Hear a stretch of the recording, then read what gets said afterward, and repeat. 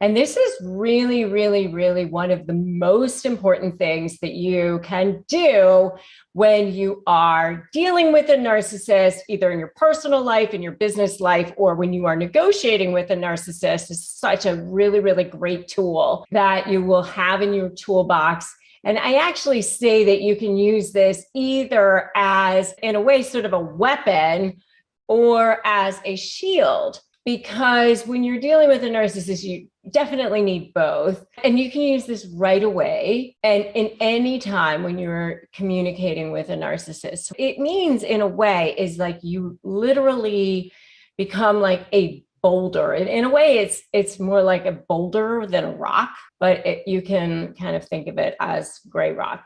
So you become devoid of emotion. You become immovable. Just think of yourself as kind of a gray rock. What does a gray rock do? What does a gray boulder do? It just sits there. It doesn't get triggered. It doesn't move. It just literally sits there. I mean, I remember doing this when I was dealing with a couple of narcissists in my life, and I didn't know the term gray rock at the time. I just kind of instinctively knew to do this. It's kind of like I knew, don't give them the satisfaction. You know that they're trying to get under your skin. You know that they want to get some kind of rise out of you. You just don't give it to them, because what happens is they get narcissistic supply out of that. They love to see you go crazy. They love to see you get triggered. You just have to do whatever you can not to allow yourself to show that.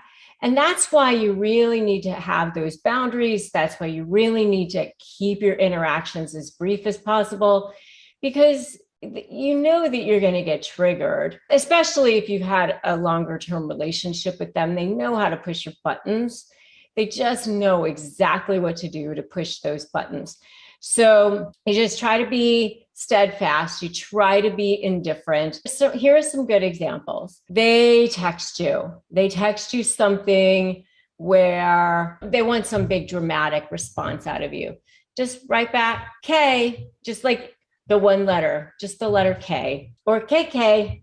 Something like that, like my teenage daughter will respond like that sometimes. I mean, she's not trying to be like gray rock to me. She'll just do that to be cute sometimes, but you can just do that. Or you can just say, okay, if that's what you want or whatever. I mean, just make it clear, like, I'm not affected by you. I am so not affected by you. I mean, I remember one time there was somebody in my family who was like really trying to get, some emotional response going on. You just like put it back on them like, oh geez, I'm sure traveling is really stressful or something like that. Like you just like put it on them like, I'm sure you're really stressed out right now. You don't even like take it personally at all. Like, I'm sure you're really stressed out right now. I'm sure you must be going through a really tough time. You don't even make it seem like whatever they're saying about you has anything to do with you at all. Because a lot of times, not only do they get narcissistic supply from it, they're also trying to get you to do something that they can then use against you for custody, use against you in court to make it look like you're crazy, something like that. So don't give that to them, because then they'll be able to show the judge or the mediator, see, I told you that person is unbalanced or bipolar or whatever it is that they're trying to say about you, right? So you got to be really, really careful about that, because there it is in black and white. You just give them that one time, or worse, they use it against you for a potential restraining order. I've seen that happen before. I mean, just that one time that you throw that one thing, or you slam that door, or you yell, and now the cops are showing up at your house and you're suddenly getting arrested for domestic violence. And there it is. You don't want to have that happen. You got to stay in control of your emotions. You got to be that gray rock. right? And especially because, if they show up at your kid's soccer game with that new form of supply or whatever, and they want you to say something so bad, you just say, oh, hello to their new person. How are you? So nice to meet you. You just smile. Don't say a word. Don't say a word. Nothing other than that, because that is what they want. They want so much to get under your skin, so much. Think about Ted Lasso, right? I don't know if you guys have watched that show, but I actually have a video, by the way, on the narcissistic characters in Ted Lasso, which you could definitely check out if you'd like. But there's actually a scene in that show where Rebecca's ex-husband comes in and he wants to just tell her about how he has gotten his new girlfriend pregnant. And you could tell that she's bothered by the fact that he did that. And he says, oh, I guess I had to, find the right person or something like that. And, it just so gets under her skin. She just doesn't want to let on. Just don't let on. That's the right thing to do, because that is exactly what they want. Don't give them the satisfaction. Don't let them see you sweat. So I want you to put that in the comments right now. Don't let them see you sweat, because that's what they want. Go scream in the shower, go cry in the shower, scream in your pillow, do whatever you need to do, but you are a gray rock in front of their face. That's what you have to do. You just, in front of their face, you just smile. Even when they're gaslighting you and they're saying things, like, we had that conversation and this is how it went. I want you to smile and say, oh, you just obviously aren't remembering correctly. Oh, you just must not remember, or we remember it differently. Just say it like that. We just remember it differently. And, we can agree to disagree. And that's it. And you can just smile and walk away. The rest of what you want to say can just be silent. Just fill in the blanks silently in your head. And you don't have to say it out loud. Karma never forgets. She's got a very long memory, and karma always comes back around, because what goes around comes around. My dad used to say, be careful what you throw up in the air, because it will come back down on your head. And it definitely does. You can just say, like, I'm sorry you feel that way. That's fine, just because we disagree, you don't have to be disagreeable. That's totally fine too. And you can fake it. I call it ethically manipulating the manipulator. You don't have to be anything other than whole and complete. And you are planted firmly in your power. You know who you are. And this is you knowing who you are, right? And yeah, it can be exhausting. It can be draining. And that's why you keep those interactions as brief as possible. You really don't want to spend a whole lot of time around this person, because they do want to drain you. They do want to trigger you. They're constantly needling you. They're constantly trying to get some kind of reaction out of you, because that's what feeds them. That's their food. That's their lifeblood. That's their oxygen. If they don't get that, then they're going to try to, slither on down the road to get it from somebody else. It's their way. It's how they're built.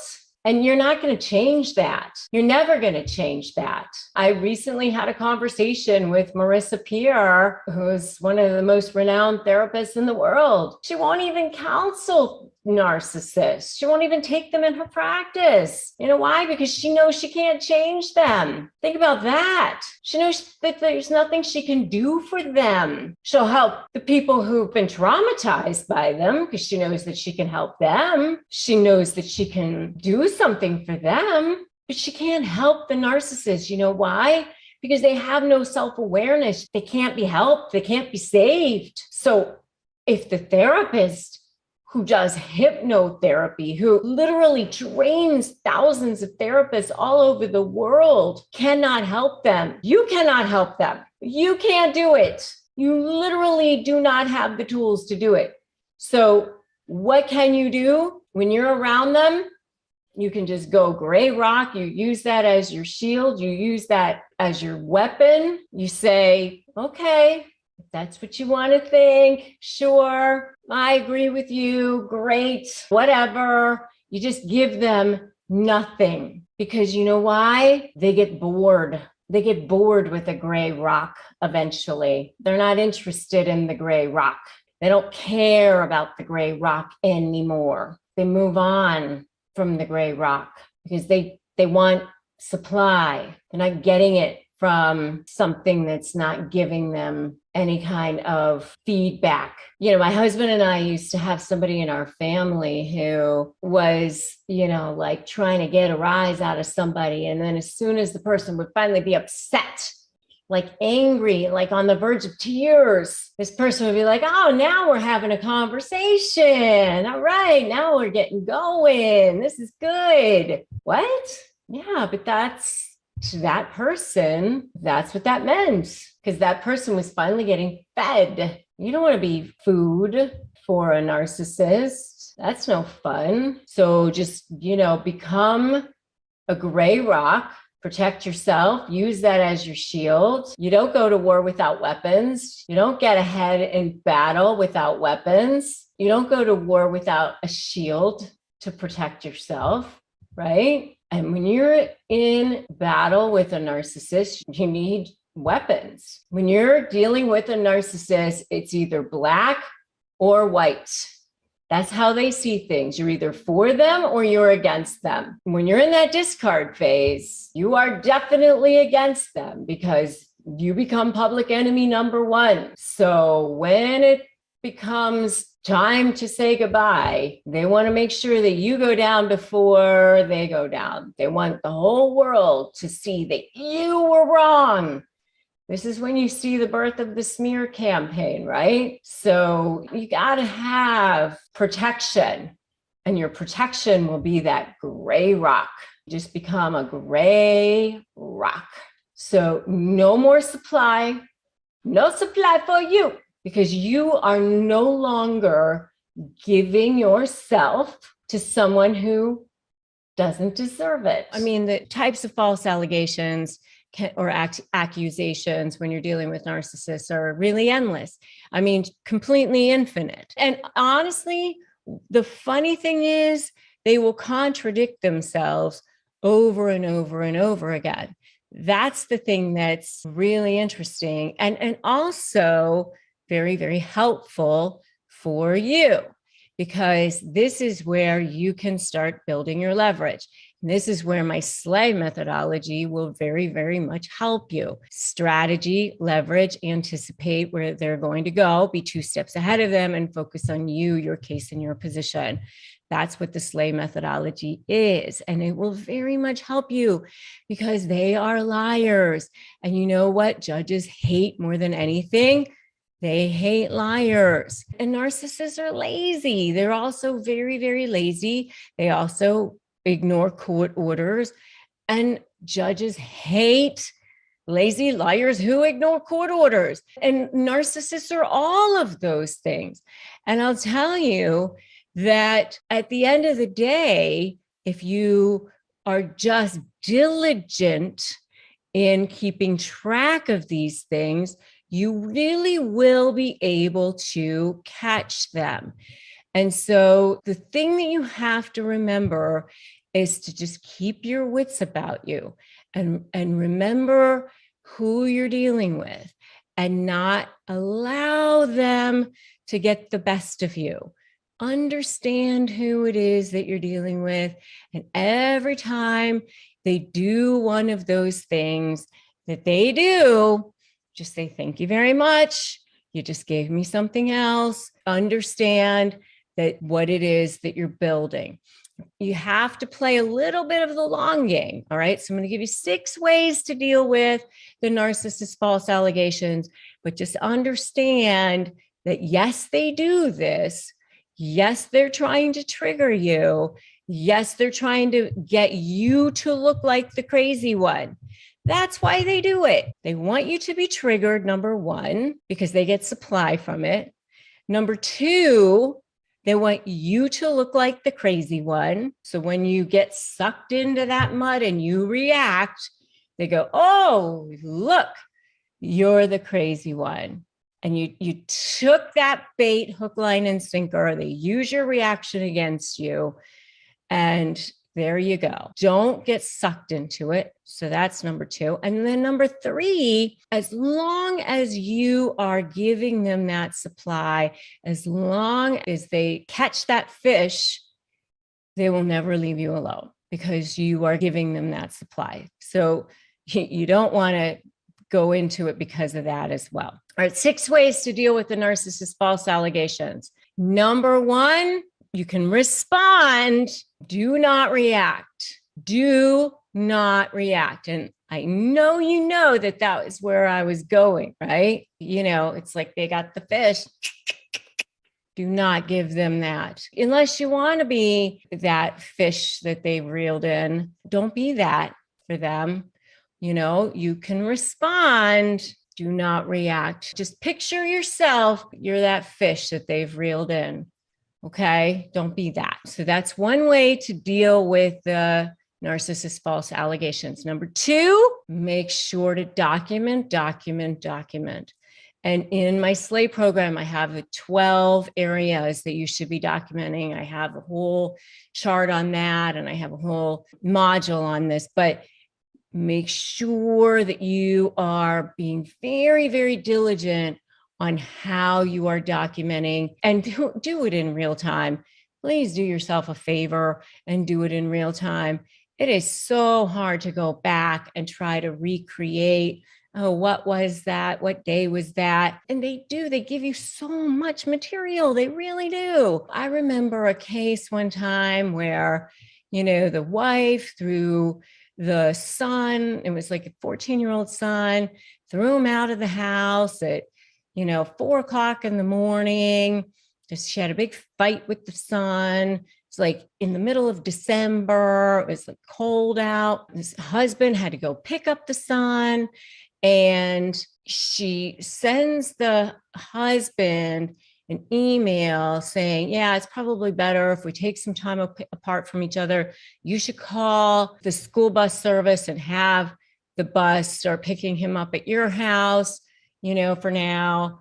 And then the next thing you know, the lawyer gets a motion saying that husband has been withholding son from wife and all of this stuff, when there's an email out there that says, you should call the bus service. I mean, it's like mind blowing, but this is the kind of thing that they do. So that's why you document. You keep it in a file.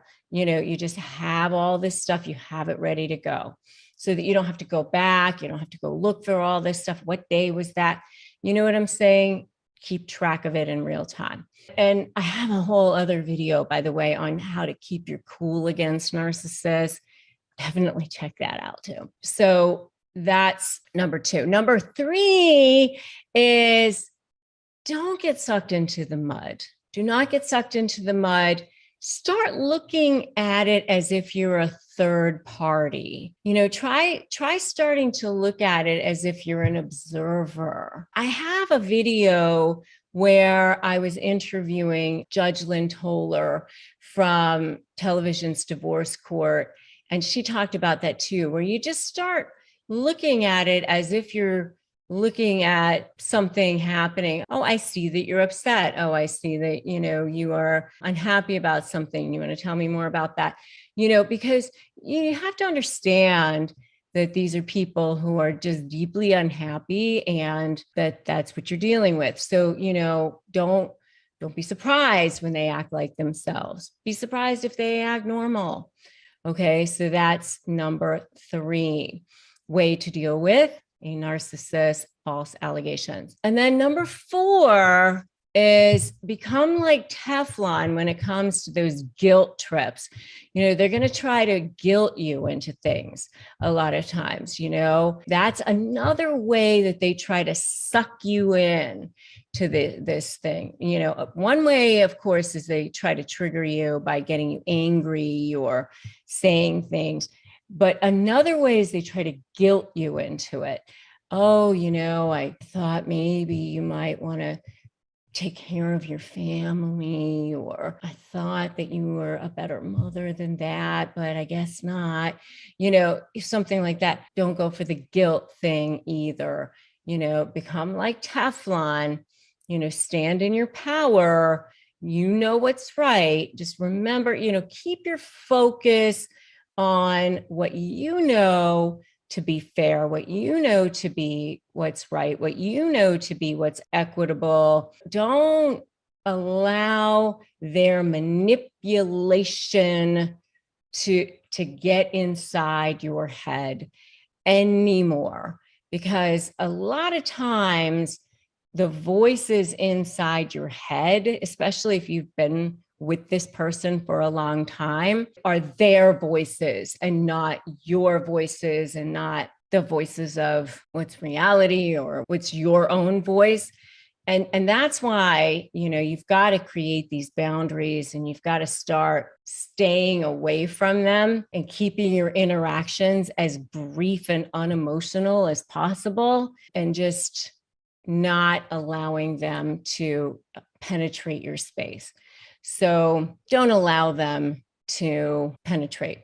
Okay, so that's number 4. And by the way, if you agree with me so far on all of this, give me a spot on in the comments. Just say spot on so far. And number 5 is use one method for communications. And again, this is your way of not allowing yourself to be attacked from 50 different directions, right?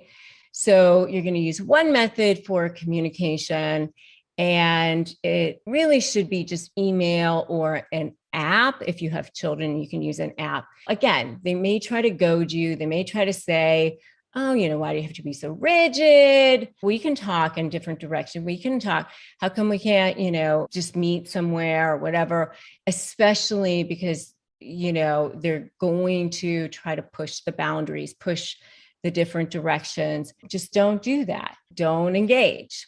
Just say, no, we're going to use one form, and it's going to be email. And if you have kids, an app is great. And I do recommend especially having it turned into a court order, because that way, if they don't use the app, you can file a motion for contempt or whatever, because, they're going to push the envelope, and you need to start to heal, and you need to start having time away, because that's where you'll start to be able to move away from this whole situation. Okay. So that's the 5th way that you get to deal with a narcissist false allegations. One method for communication that can be tracked. And finally, the last way is try not to ever be alone with the narcissist, because they'll say things. I mean, I had a client one time who they did the exchange and with the child. And then after they did the exchange with the child, the husband wrote in the app, "Thanks for agreeing to switch weekends next weekend. I really appreciate that." That conversation never even took place. I mean, it was wild stuff, but that's what they do. That wasn't a false allegation. It was just a false conversation. But that's what they do. It's like a wild odyssey when it comes to dealing with narcissists. So, really try not to be alone with the narcissist if you can. Try to do your exchanges in front of other people if possible. I recommend parallel parenting plans when you're dealing with narcissists, meaning, you just try to have as little interaction as possible. Do your exchanges at schools, meaning drop off in the morning, pick up in the afternoon. Just try not to ever have to see each other do all of your interaction through the app. I mean, as far as the communication goes.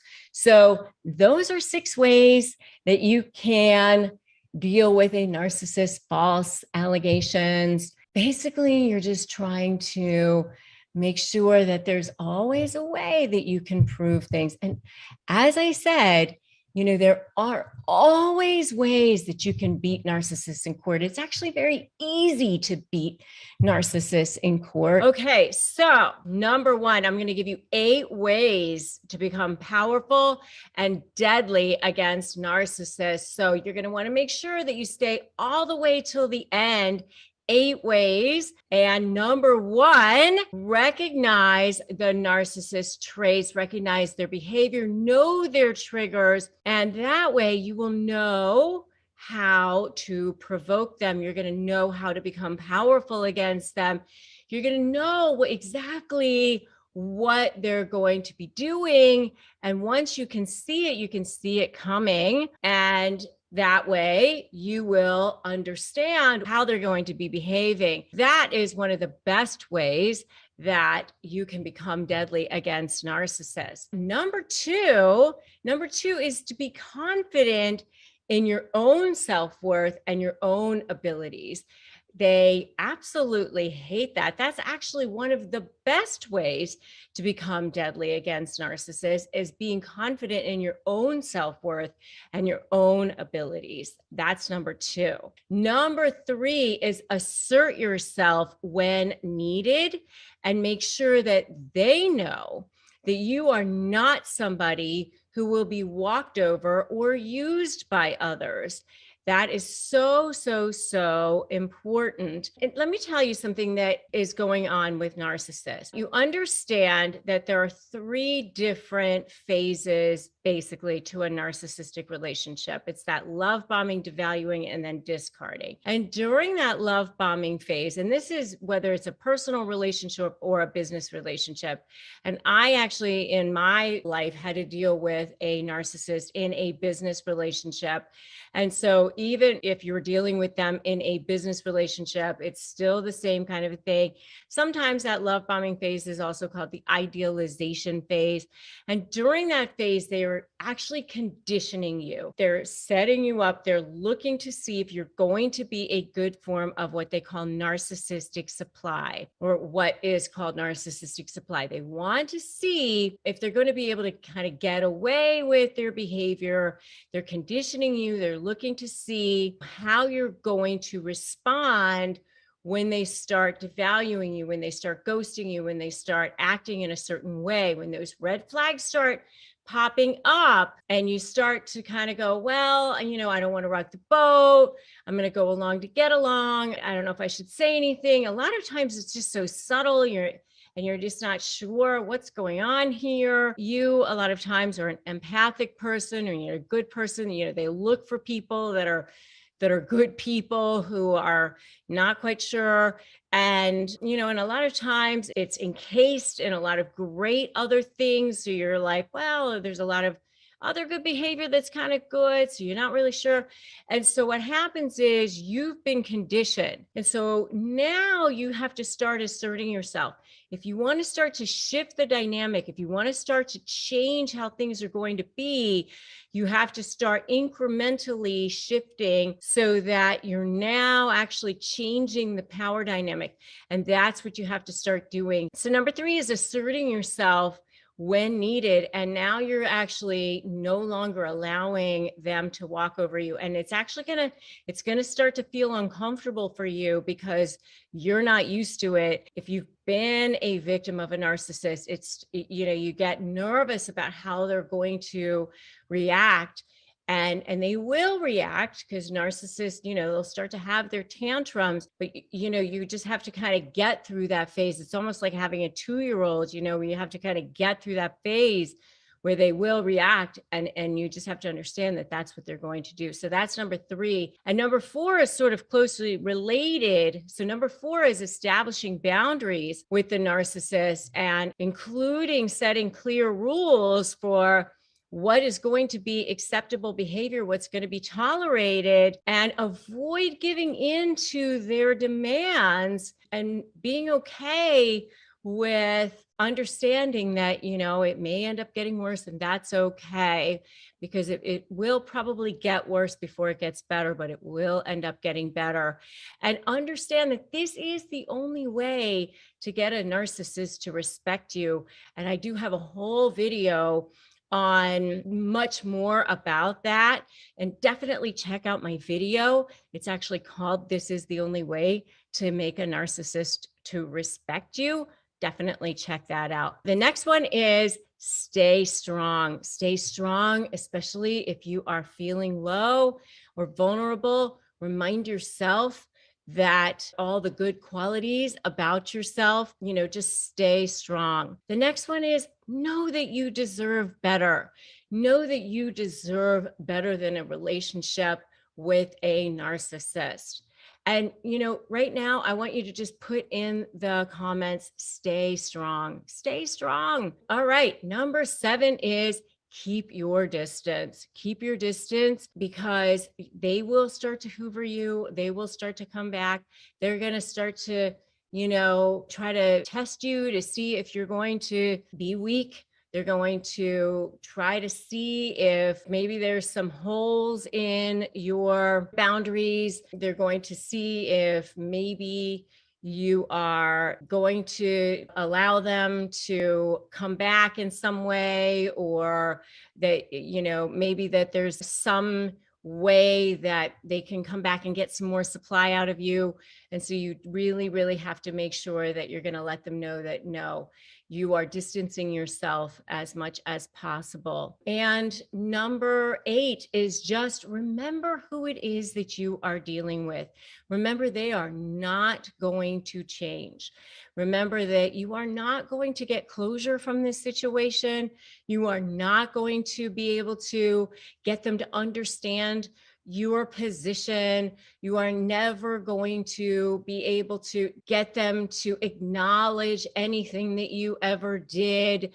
I mean, that was one of the hardest things for me. I had a business situation with a narcissist. I gave and gave and gave and gave, and I really thought that I would be able to have some sort of closure, and that I would be able to have some sort of at least cordial relationship going forward. And I really, really worked hard on trying to make sure that things would be as good as possible, even giving as much as I possibly could. And no matter what you do, no matter how much you try, they just aren't ever going to be able to do that. You're dealing with a person who is just inherently a broken person. And yes, you can have empathy for that person, but that doesn't mean that you can fix them. That doesn't mean that you're going to have closure. That doesn't mean that you can do anything for them other than namaste and walk away. Wish them well, walk away. You can heal yourself. You can thank them for the gift of showing you who they really are, and go and find yourself somebody who is whole and complete and deserves you and deserves your time. All right, let's talk about the secret tactics that narcissists use to control and dominate you. Number 1 is they become the drama king or queen, right? So, you try to talk to them, you try to have a conversation with them about something, and all of a sudden they use these emotional appeals to disguise their false feign. Oh my gosh, how dare you question me? What? You cannot be talking to me. It's the emotional thing. They're trying to prey on your emotions. All of a sudden, you are the victim. You are the one. Or they might use fear, by the way. This is what are you doing? And a lot of times they know that you're afraid of them too, or they use your loyalty. They use that loyalty to their advantage. They know how loyal you are to them. They never even think about using something like regular logic or regular reasoning. And part of the reason why is because, there is that part in their brain that doesn't work like regular people's brains. During their formation as children, they were subjected to a lot of trauma. When we are subjected to trauma, we are in fight or flight mode. And when we go into fight or flight mode, our brains become saturated with chemicals, cortisol, epinephrine, all of those kinds of things, and adrenaline, that sort of thing. And when our brains are subjected to that over and over and over again, it can actually cause damage to our brains long term. When that limbic system part of the brain becomes activated as adults, then that's what takes over. And that's what happens with narcissists.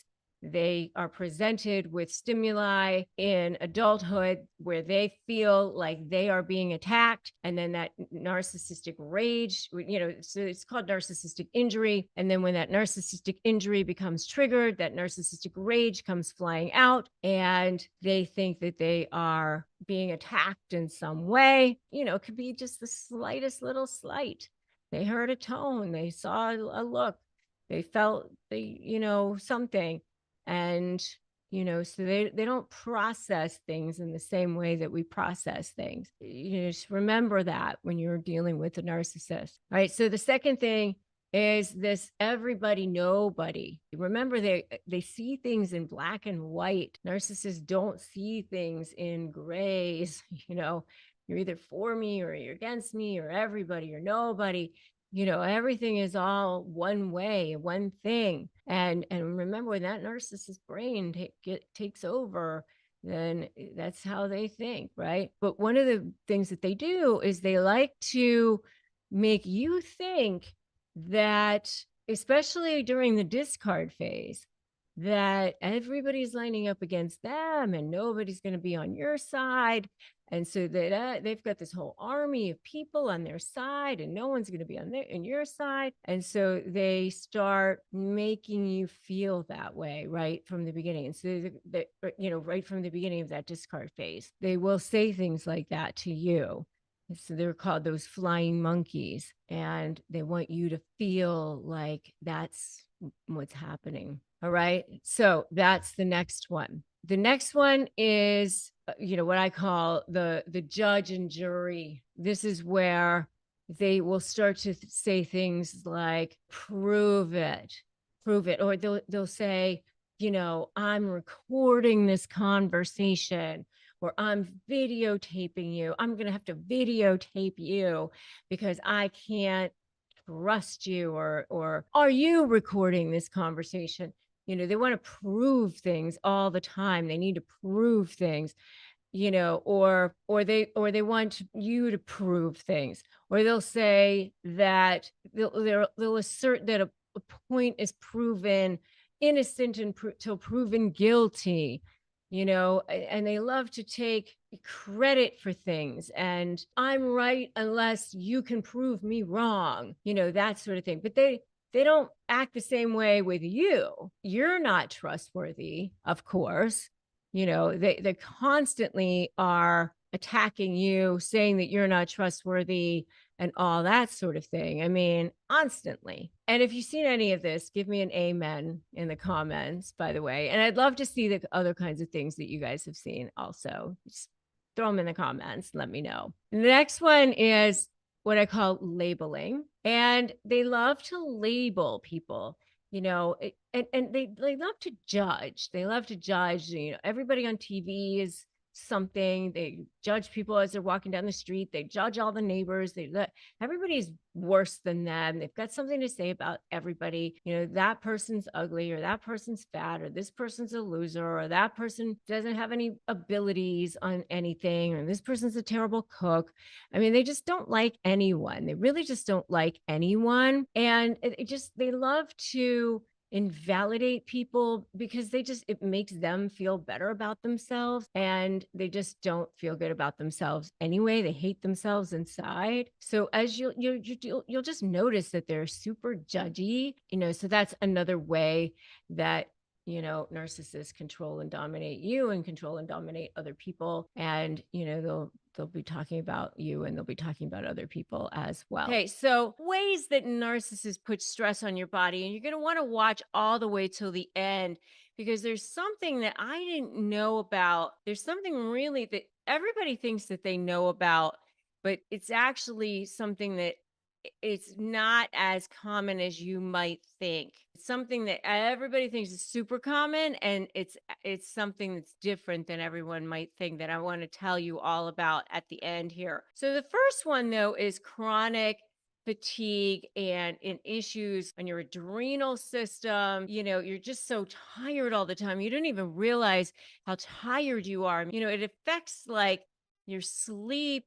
I mean, I know for me, when I was dealing with a narcissist all the time, I had a narcissistic business partner, and my husband and I actually have a narcissist in our family that we had to draw some really pretty strict boundaries with, until we even realized that I was waking up in the middle of the night thinking about it. I was thinking about it in the morning and during the day, and brushing my teeth and all of this stuff. And it takes all of your energy, and you don't even realize what's going on. It really causes this massive amount of fatigue and stress on your body. And so you have this chronic fatigue going on, and you don't even realize how tired you are until you start to recover from it. So that's number one. You just chronically fatigued and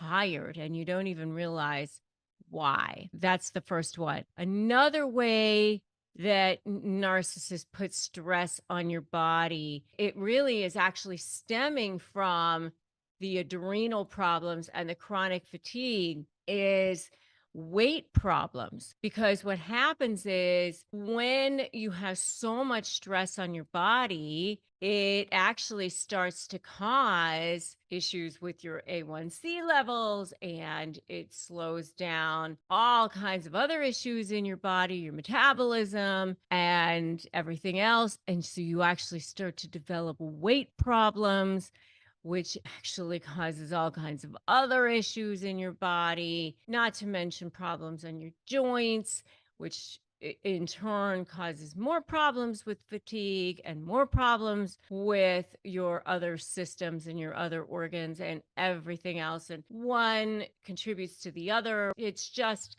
an ongoing cycle with that, because once your systems all start slowing down, then your weight problems compound, and then that actually causes more issues with everything else. And then you're feeling worse about yourself. And then, especially if your narcissist is maybe even making you feel bad about how your weight problems, are making you look, or something like that, it just even contributes worse. You feel bad about yourself, your self-esteem gets lower. It's just compounding, compounding, compounding. And so that leads me to number 3, which is that you can start to have panic attacks, depression, and anxiety. This is where it starts to affect your mental health. And now you really don't have the energy or the wherewithal to want to do anything about losing weight, or you just feel lethargic, and you don't want to do anything about getting out of bed, or you don't have energy to want to get up and go exercise. You don't have the joy or the lightness or this feeling in your body. I mean, vibrationally, your energy levels, I mean, you can actually measure in hertz how you're feeling. And the lower level of emotions are actually lower vibrational as far as how you measure. So feelings such as sadness or anger or regret, those lower level feelings are actually lower vibrational energies.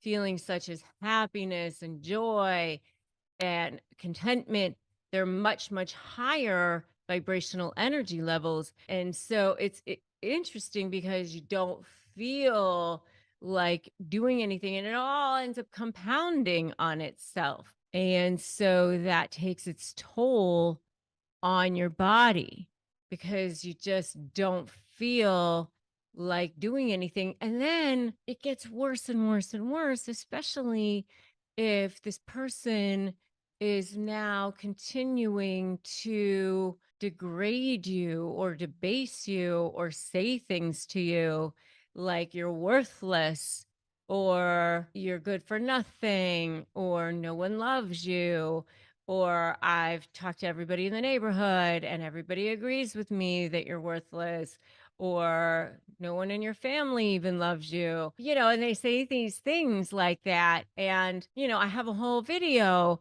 on the kinds of phrases that narcissists use, narcissists' favorite phrases, which you can definitely check out. They say these things, by the way, because they don't feel good about themselves. They hate themselves. And, you need to take care of yourself and you need to have self care. And I have a whole video on self care to cope with narcissists, which you should definitely check out. And so they lie to you. They say these things because they feel like crap about themselves and they hate themselves. And, the way people treat other people is always a reflection of the way they feel about themselves. It has nothing to do with you and you can't take it personally. I know it's easier said than done, but it is the truth. So these are just a few of the ways that narcissists put stress on your body. Another one is number 4, chronic pain and digestive issues.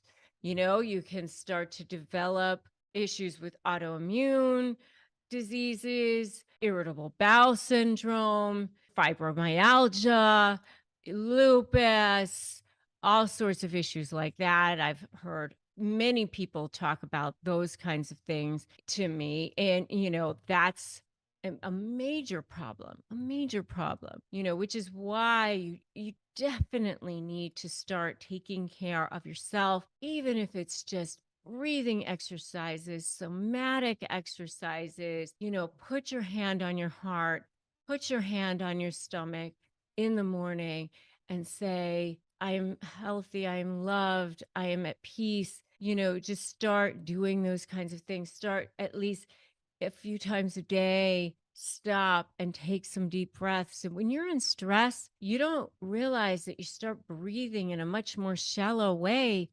And then your cells are not getting oxygen to them. And so, set your alarm a couple of times a day to go off and just take some deep breaths and breathe deeply a few times a day. Just even that will make a huge difference for you. So I want you to put in the comments right now, breathe, to remind yourself to breathe, because just doing that, and I want you to do that right now. Take a couple of deep breaths. And when you breathe in, just remind yourself to breathe in positive energy. And when you breathe out all of that negative energy that you are holding in. Imagine you're breathing in positive energy. And when you breathe out, you're just exhaling and you're getting rid of negative energy. And just doing that makes a huge difference. And number 5, see PTSD. And I'm saying this because most people think of PTSD. And the difference, by the way, is PTSD is when you have been exposed to one set of events in a quick manner. So PTSD is, like a car accident or a war or something, one thing. A complex PTSD, so complex post-traumatic stress disorder, means that you have been exposed to something continuously over a long period of time, and it actually causes a much greater effect over time on your body. So it's complex post-traumatic stress disorder. And that is much, much worse for you. And that's what happens with people who have been in longer term relationships with narcissists. And that's what I wanted to tell you about is number 5, and how narcissists put stress on your body. And that is why it is so important that you take care of yourself. That is why it is so important that you do look for an exit plan when it comes to narcissists. And that is why I do what I do. Okay, so I want to get real.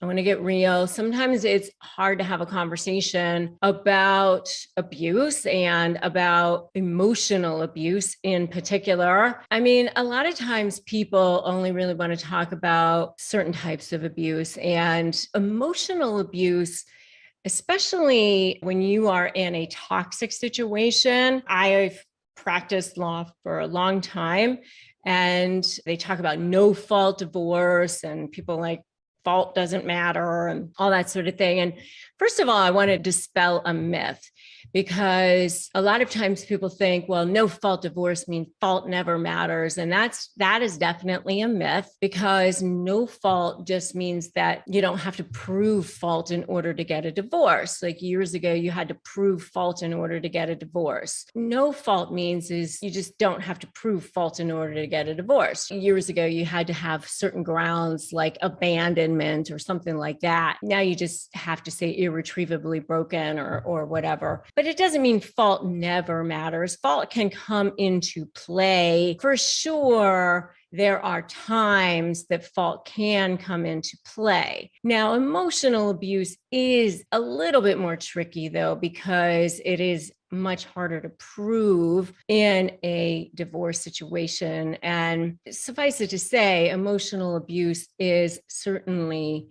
abuse for sure. And there are times that you can weave it into a case, especially if you can look at it in terms of a custody statute or something like that. We will make sure that we put the domestic violence hotline below for any of you guys. I want to make sure that all of you guys have access to that number, and please make sure you take advantage of using it if you think that you are in an abusive situation, okay? So what the domestic violence hotline says is, maybe in an emotionally or verbally abusive relationship, if your partner attempts to exert control by, number 1, calling you names, insulting you, or constantly criticizing you. So that is emotional abuse, number 1. Number 2 is acting jealous,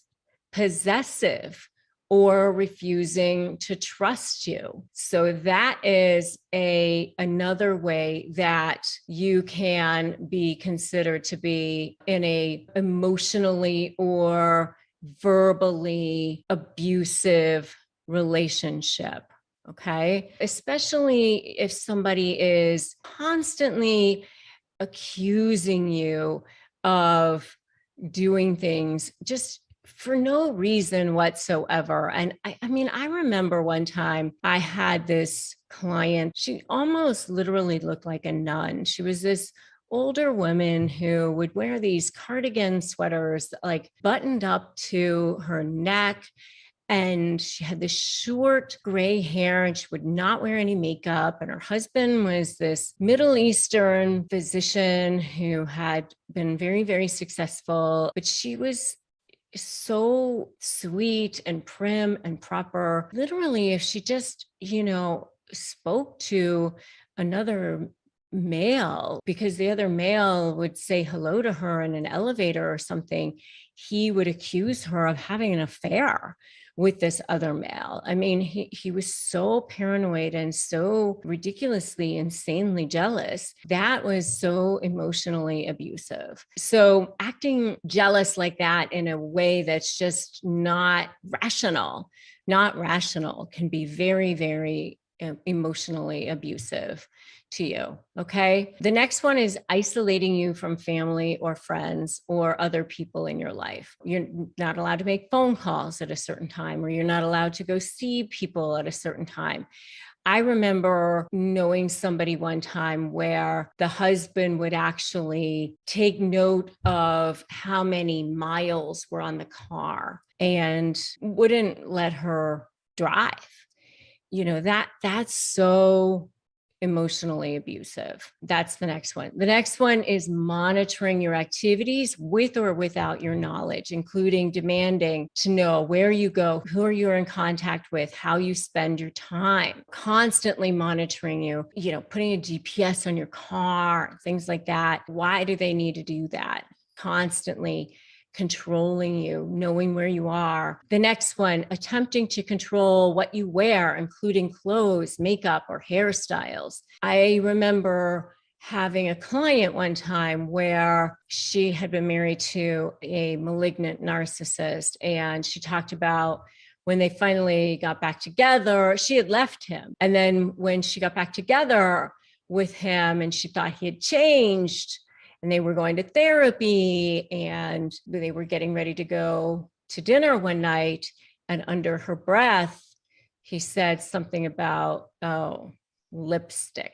Made a comment about the fact that she was wearing lipstick. Like, that was so bad. The fact that she was wearing lipstick at all, somehow she was supposed to feel like bad about that in some way, like she was some sort of slut or something. The fact that she had lipstick on, that's another one. The next one is humiliating you in any way, especially in front of others. Just horrible. Any kind of humiliation in front of others is bad. Nothing more needs to be even said about that. Next one is gaslighting you by pretending not to understand or refusing to listen to you, questioning your recollection of facts, events, or sources, trivializing your need if you have feelings, or denying your previous statements. Anytime somebody says, if you feel like you have needs and you're saying, this is the way you feel, and they say, that's not the way you feel, or if they're saying, oh, that's ridiculous, or that's not what you're seeing, or anytime somebody is making you feel like you're crazy, that's gaslighting. Refusing to listen to you, that's gaslighting. Making jokes about you that are hurtful, and then saying that you can't take a joke, your butt is fat or whatever. Oh, you can't take a joke. Those kinds of things are hurtful.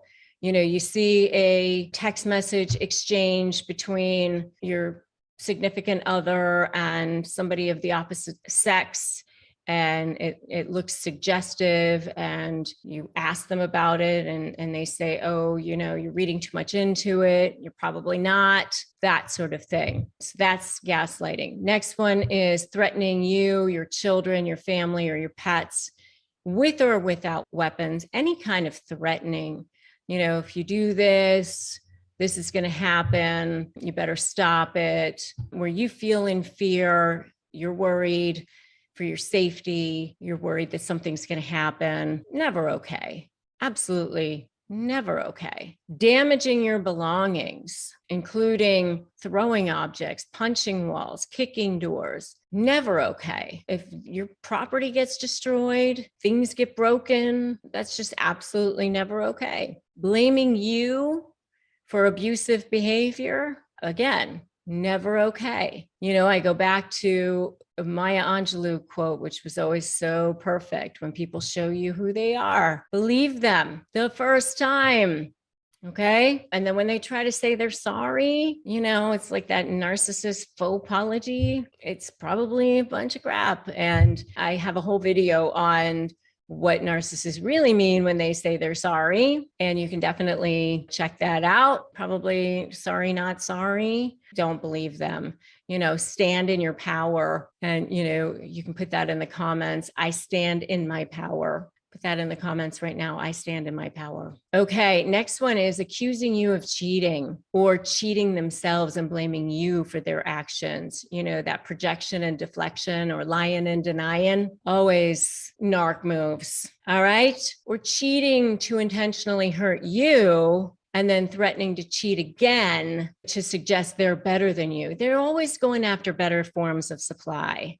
You know that, right? You let you know that they can get their better forms of supply to try to put you in your place. And then the last one is telling you that you're so lucky to be with them. And I have a whole video, by the way, on narcissists' favorite catchphrases, which you can definitely check out. That's, you know, one of the things that they'll say, like, you're so lucky to be with me. You know, when they say stuff like that, it's just so ridiculous. Don't believe things like that. You'll never find somebody else as good as me. You'll never find anybody else who loves you as much as me. Those are phrases designed to try to control you, okay? Those are all things to try to manipulate you, destabilize you, to keep you under their thumb because they have no sense of self. And so they're trying to keep you in their power. All right. So those are all signs of emotional abuse. Some people I know who are watching this have probably seen a lot of them, maybe even all of them. If that's you, for sure, definitely take advantage of calling that hotline. You are pretty amazing yourself. You were raised in Europe by Swiss and Colombian parents. You've got a master's degree in communications from the University of Zurich, and you work for Microsoft. You were an entrepreneur. You were in the franchising industry. I think this is important for people to know because I say this all the time, that narcissists don't attach themselves to you because you have so little value. They attach themselves to you because you have so much. And, you know, this woman is powerful. She's a badass. She's incredible. She had a career that went from Europe to Canada, Mexico. I mean, she's amazing. And ended up married to a narcissist, right? Exactly. Yeah. And I think people think, oh, narcissists only target meek, mild, you know, women or people who are going to be, I think, you know, people who are going to just do whatever they say or whatever. That's not the truth, is it? No, it is not. The little bit I know about narcissism, I literally knew nothing. So to be honest, for all the years that I was married to a narcissist, I didn't have an idea. Like I didn't know I was dealing with a narcissist. And so, you know, like every narcissistic relationship, everything started perfectly. The love bombing. I got jewelry immediately. I was my ex was living in another country, so I was given flights to go visit him. He would visit me. It was just perfect. I didn't have to spend a dime. Everything was taken care of. I felt like a princess. I was on this very high pedestal, and I was very comfortable. I had never been there, so I thought, wow, this guy really means it. And so now looking back, it's very hard for me to put the finger at the moment where actually the things changed and the love bombing became abuse. I mean, there was always a little bit of abuse, but let's say it was 10% abuse and 90% love bombing. And then just the abuse would increase and increase and increase. And suddenly there was just way more abuse than love. And I call these crumbs of love, what I was getting once in a while. And I was living for those. And my relationship was really characterized by blaming me for the misbehavior of my husband. And I'm talking, he would get out of the car and he wanted to go fight with another driver. on a red light, and while I was pregnant, sitting beside in the car, like dangerous behavior, reckless behavior. But I was taking the blame. I was the reason why he was in a bad mood. I was the reason for everything bad happening. And I just took it. I took every blame. I started to believe that I was crazy, which was his favorite thing to do. He was a master gaslighter. And I just took it on. I was like, okay, I'm crazy. And I went to therapy throughout the whole relationship. I also started self-harming. I was in pain. My neck hurt, my back hurt, even my throat hurted. And I was becoming like almost two people. I was one person at home. I was sad. I was sometimes fighting. Sometimes I was in freeze mode, so I wasn't even reacting. I was just trying to survive. But then to the outside world, to my friends or family, I was still trying to be the person they knew. So this disconnect, very unhealthy disconnect of trying to be someone I wasn't because I was feeling horrible, that was really, really hard on me as well. And so there was a lot of depressive moments in our life, or in my life. And at that time, so I moved to another country for him. But then we moved back to Canada, and then he hated Canada. Everything about Canada was horrible. The people, the language, the food, terrible. And again, I took the blame because I brought him here. And so the relation went on. We had the first child, the second child, and things just went downhill, downhill. But again, I did not know I was dealing with a narcissist. I was just a master in taking on the whole blame. And I didn't know. So thank you for being so willing to share and being so willing to be open, first of all. You were going to help so many people by doing this.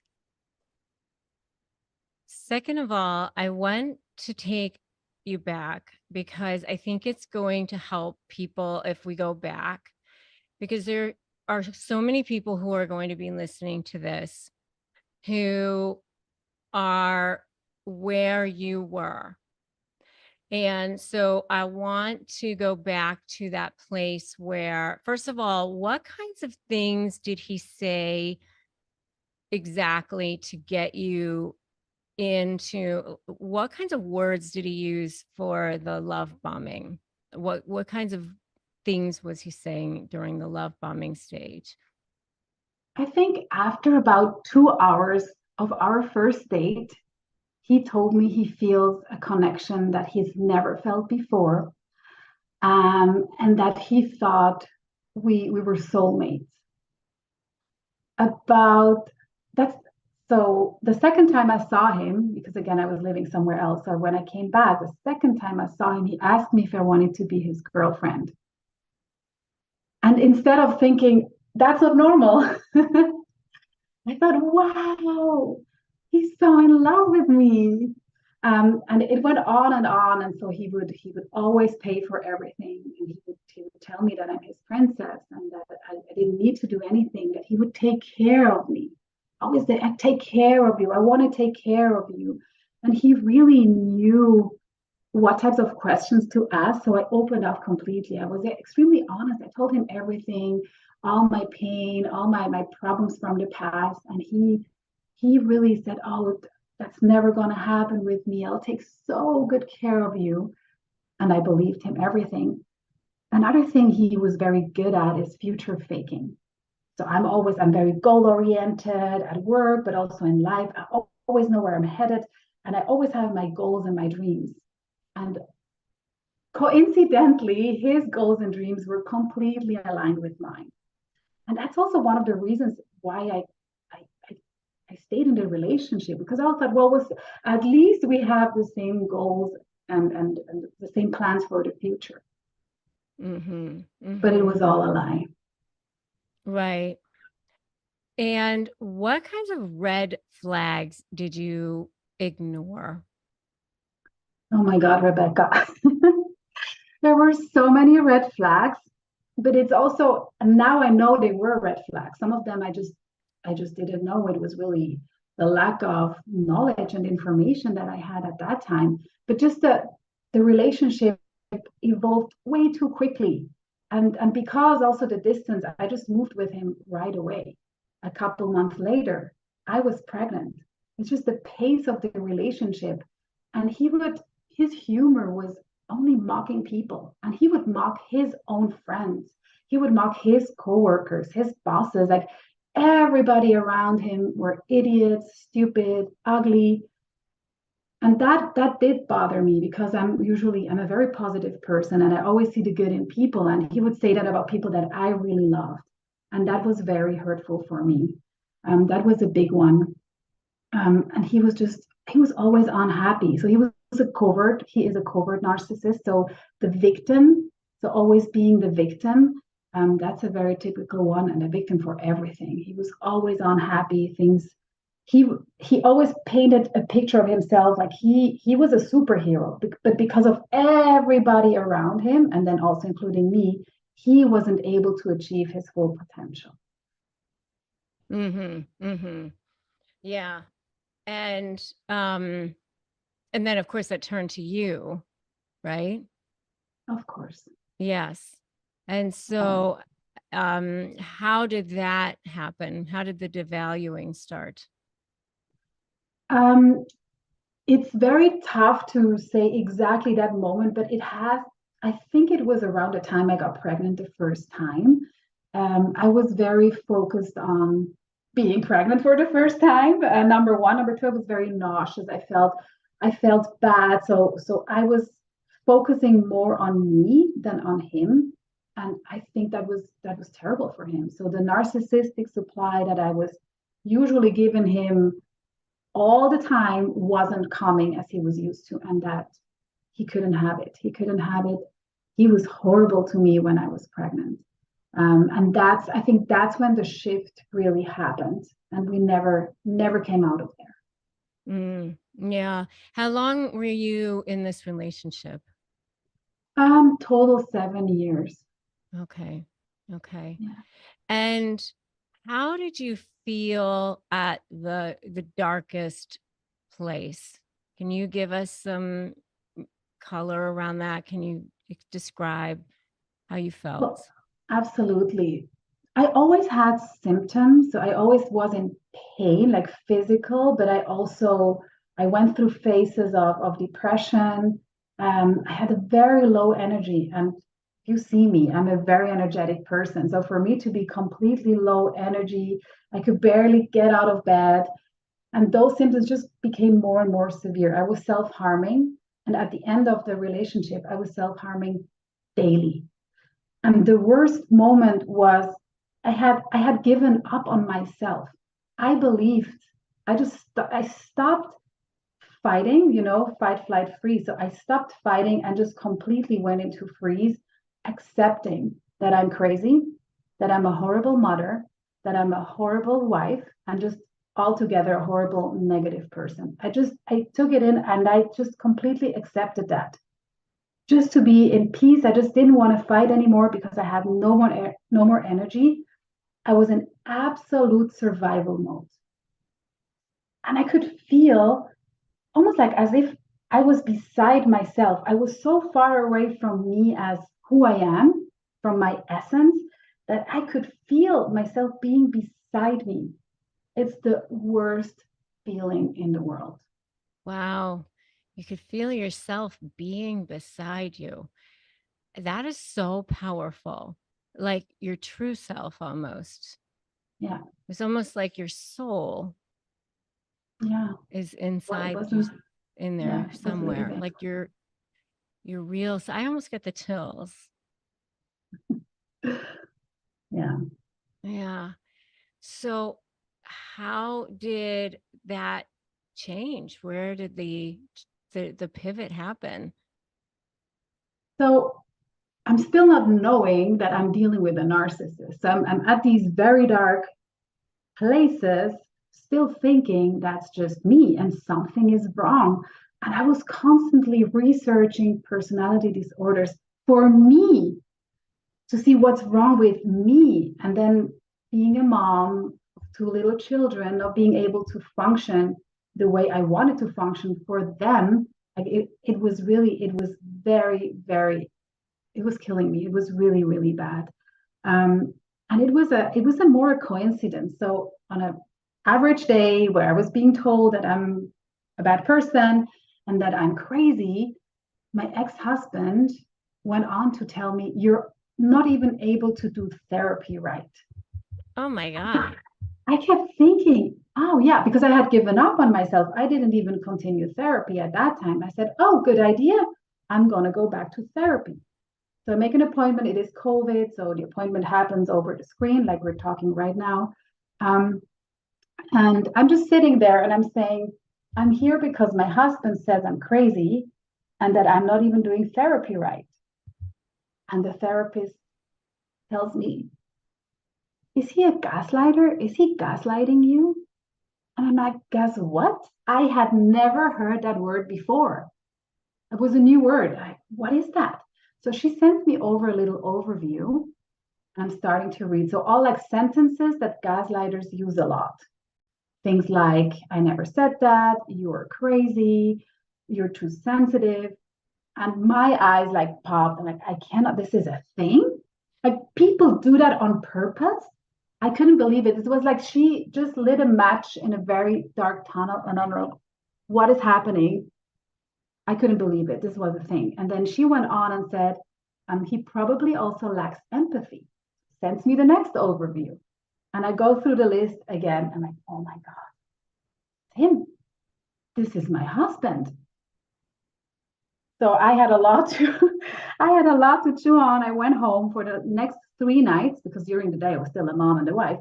But during the nights, for 3 nights, I just researched. So when you Google gaslighting and lack of empathy, guess what comes out? Of course. Narcissism, narcissism. So I am taking it all in. I'm researching, reading, listening, watching videos. You came up as well, Rebecca. That's when I saw you for the first time. Oh my goodness, all this information. And I'm realizing it wasn't me. It was him. It's a thing. People do that. People are so manipulative that they want to make you believe that you're lost, you're crazy, you're worth nothing. Wow. So yeah, that's when I realized I need to leave. This is it. All right. And so how did you get out? Yeah, so it was COVID. Borders were closed. Canada was extreme, so nobody was allowed to come into this province. We were living in a new province because he had gotten a job that he then also lost because of COVID. So there we were in a completely new city where people couldn't come visit me. So it was a very lonely situation.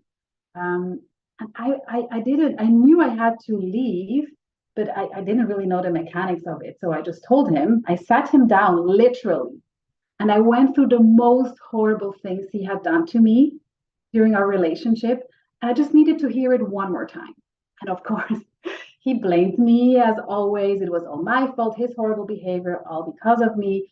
So we went through all these. And at the end, I just said, I can't be with you. I cannot be with a person who thinks like that about me. This is it. He asked me to stay in the apartment because where was he going to go? It was COVID. He was going to look for an apartment. I think he never did. And then he started spiraling. So he went from anger to very abusive to aggressive. And again, I have 2 little children, right, in the same home. And he was completely unpredictable. I didn't know, what is he going to do the next day? Is he going to be angry? Is he going to be sad? He would sometimes cry for hours. He would go away, go drink, and come back. So I was getting more and more scared because I didn't know if we were safe. So I started at nights, he didn't sleep. So at nights I would go with my children, lock the door, put all the furniture of the kids' bedroom in front of the door. And I did that a couple nights. And then I was like, what am I doing? Like I already realized he's a narcissist. I already know what he is. I am scared at home with 2 little children. There has to be something I can do here.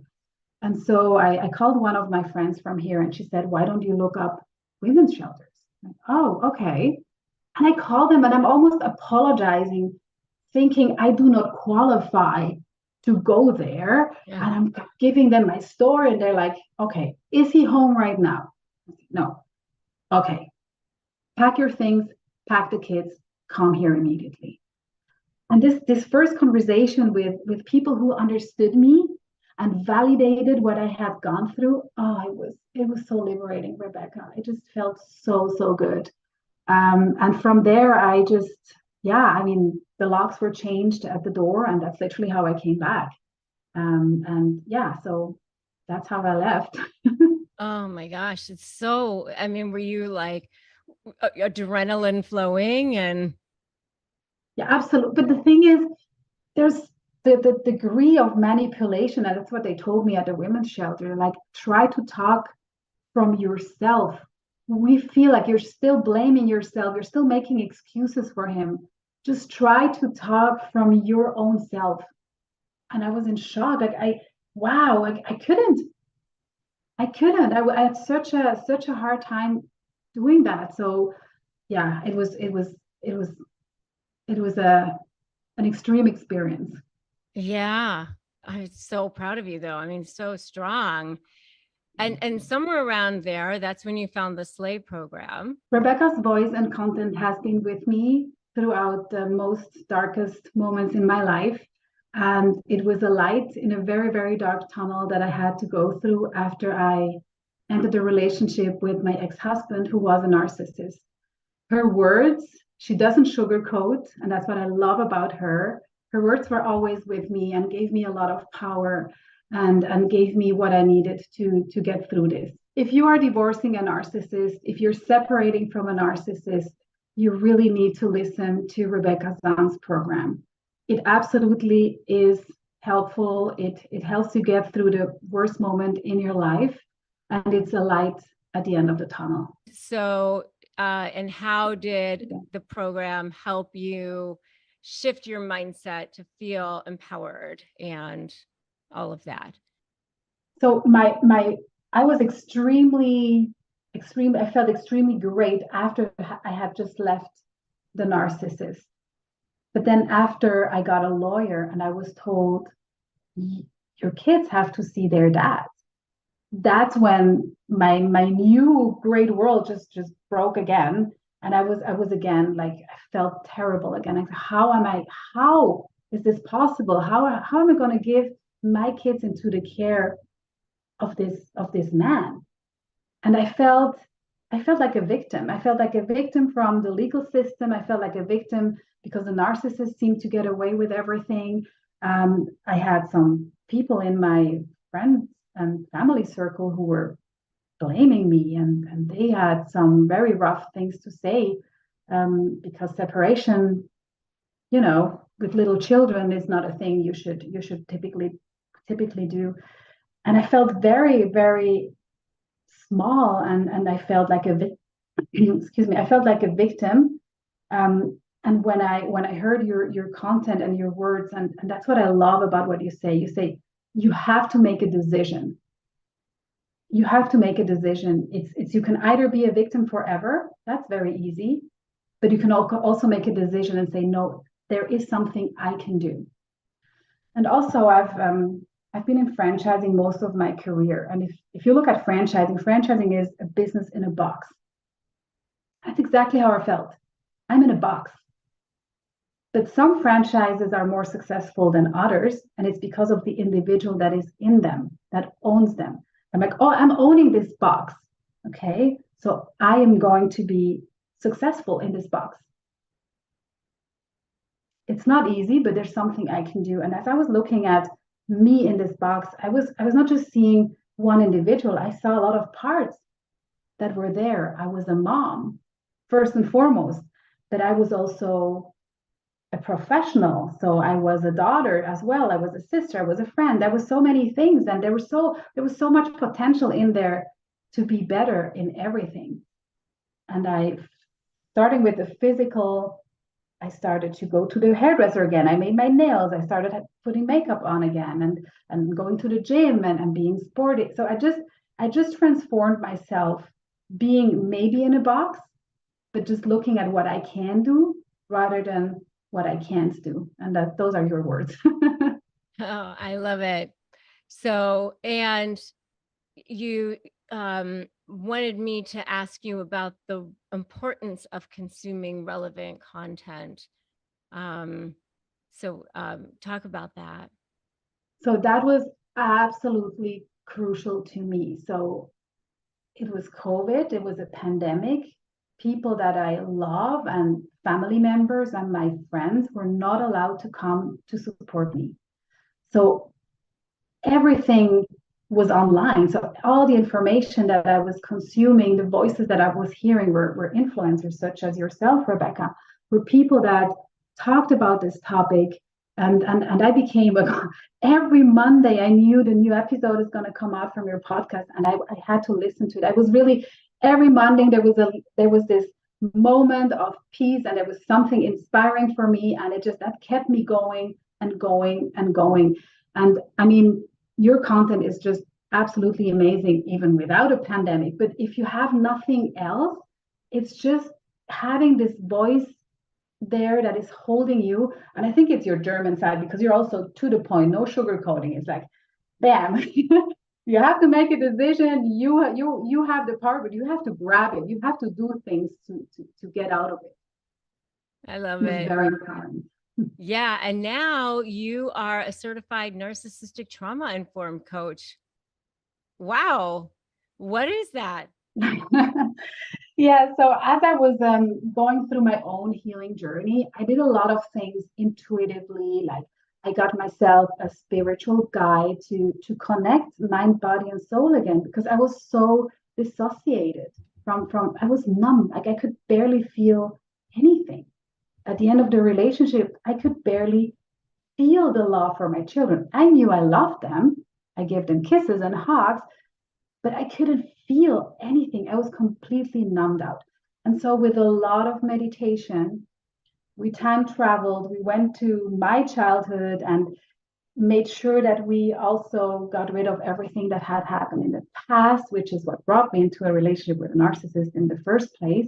So, I did a lot of things very intuitively. And then I found this training that now also put the science behind everything. And so I'm using now part therapy, internal family systems, polyvagal theory, somatic belief reprogramming. That's when you rewire the brain, and hypnotherapy. So really all these elements, but they're all focused on healing from narcissistic abuse. And I think also what is very unique about it is I look at narcissistic abuse as trauma. It is trauma. Definitely trauma. It is trauma, but the narcissist did not create your initial trauma or your initial wound. That happened before the narcissist. Definitely. They're just very smart and they just know how to use it first to lure you in. So the love bombing is based on your core wound, on your false belief about yourself, be it I'm not lovable or I'm not good enough or I don't matter. They're going to take that and soothe that wound and make sure you feel amazing, and then they're going to use it against you. And that's why when you're able to realize what is my core wound, what happened to me, what brought me to this narcissist in the first time, if you can go there and heal that wound, I mean, then you're golden. And not just for yourself, but for your children. If you're a parent and you're able to heal from childhood trauma, imagine what type of a parent that makes you.